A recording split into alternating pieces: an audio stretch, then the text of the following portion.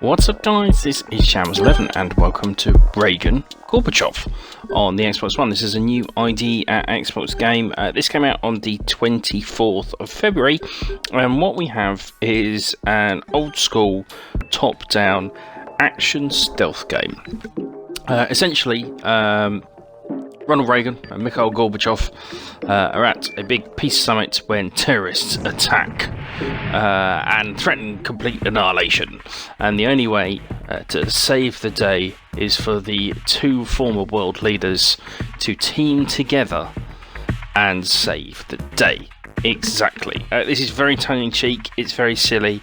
It's very different, and actually, I think is pretty awesome. We can play, what's cool is we have a variety of ways we can play. So basically, we always control both presidents, or both leaders, should I say. They have different abilities. Gorbachev essentially has a neurotoxin gun, a sleep dart, if you like, that he can incapacitate enemies with. He can also hack computer systems. I bet you didn't know that. Ronald Reagan, has a samurai sword, as you do, and he can also hack through the red doors.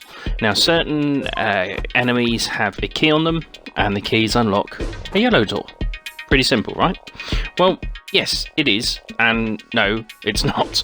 It does get pretty tricky pretty fast. There are a total of 32 levels, and I would say the first 3 kind of hold your hand, and then it gets pretty brutal after that. If you walk up to an enemy behind them, you instantly knock them out. If you get spotted, enemies will run at you, and depending what weapon you've used, will alert guards within a certain radius. You can, of course, take them out, especially if you're Ronald Reagan with his samurai sword. Now, the neurotoxin gun, the sleep darts, takes a second to kill. Now, I know that sounds like a very, very short time. It's very, very fast, but you can be shot in that time, so you need to be a bit careful. Now, what's kind of cool and weird, again, is in between rounds you have those little questions. The questions essentially don't really do anything except, of course, unlock achievements. Now, achievement-wise, there are 21 achievements, but only 10 of them actually have gamer scores. So there's 10 achievements worth 100G each. There's also 11 achievements that get you a little present, a little unlockable. Now, what these are concept art that form pictures you can save and use them to set as your background on your dashboard. I'm not sure how many people are going to use that, but, you know, it's nice, it's different. Now, we can pick up guns off the floor. There are a variety of guns: pistols, silenced pistols, shotguns, right the way through to bazookas, miniguns, grenade launchers. What's quite cool is that you can tag an enemy at any point with the Y button. Nearly forgot. You can scroll through them with the left trigger and kind of set up attacks. So as people come around the corner like that, you can take them out. You'll also see in a little bit, there's quite a nice mechanic where you can tag an enemy to be assassinated, switch characters, and as soon as the door opens or the enemy moves, the computer AI will kill them. Every level has a leaderboard to it, obviously based on how quickly you can do it, and actually I found it quite competitive. I got quite addicted to trying to be top, and do you know what?